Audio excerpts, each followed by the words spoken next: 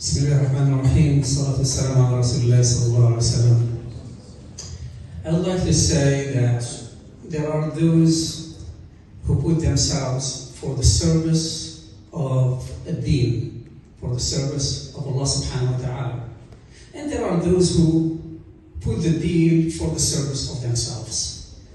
And I witness Imam Allah subhanahu wa ta'ala, Imam, in front of everyone, that Shaikh Al Qaradawi put himself for the service of the deen. And I'm saying this based on my experience. I've met him, I think, twice. Once in 1979, and Dr. Kassad just said that in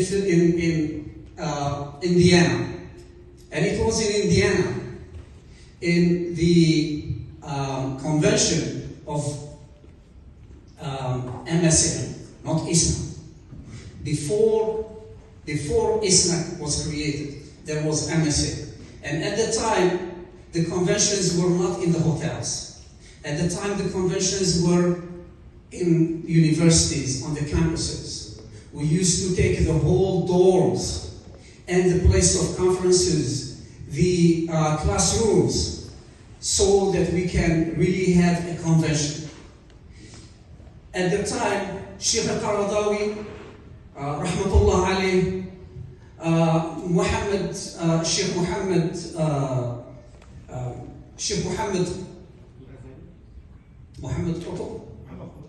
yeah, Sheikh Muhammad Qutb, and Sheikh Muhammad مصريين، كلهم مصريين واحنا نقول مصريين، يعني مش راح نقول يعني خلونا المصريين يا شيخ الاخر كل شيء ما شاء الله.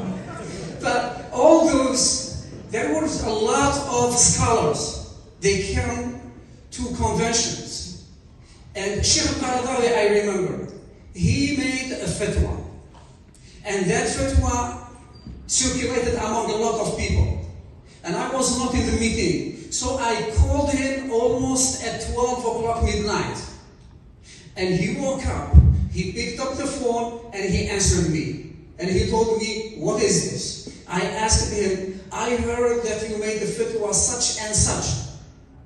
I would like to really know that you made that fatwa, or it is just a rumor.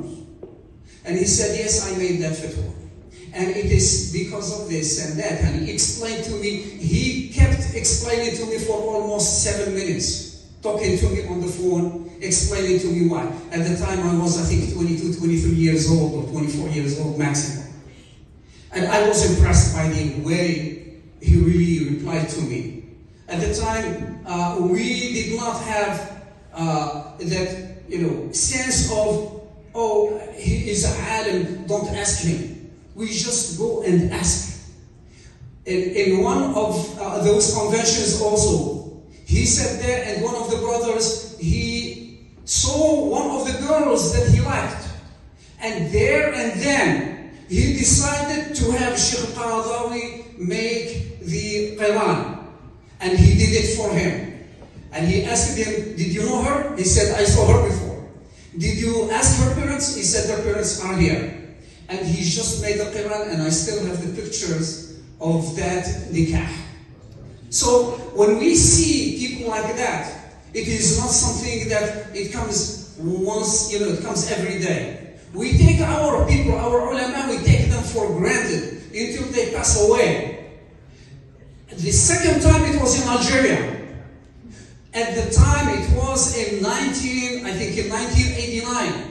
At the time when Algeria was about to start the civil war, and he was there with many ulama. It was, I think, it was the fikr, the intellectual Islamic thought, اجتماع الفكر الإسلامي, something like that.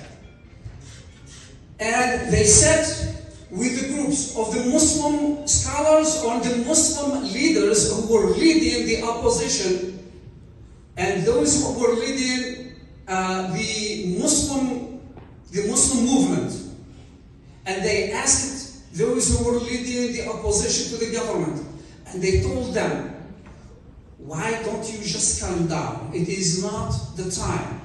It is not the place. Keep it down. Unfortunately, they did not listen. Things went the wrong way. But I do remember I was sitting right in front of Shaikh Al Qaradawi, rahmatullah alayh, and he was looking at every one of us. And he said, Allahumma ashhad anni qad ballagt. He said it 3 times. Oh Allah, be witness that I conveyed the message. And I personally, I also ashhad that he conveyed the message. May Allah subhanahu wa ta'ala accept him amongst the martyrs. Ameen. May Allah subhanahu wa ta'ala accept him in his Jannah. Wassalamu alaikum wa rahmatullahi.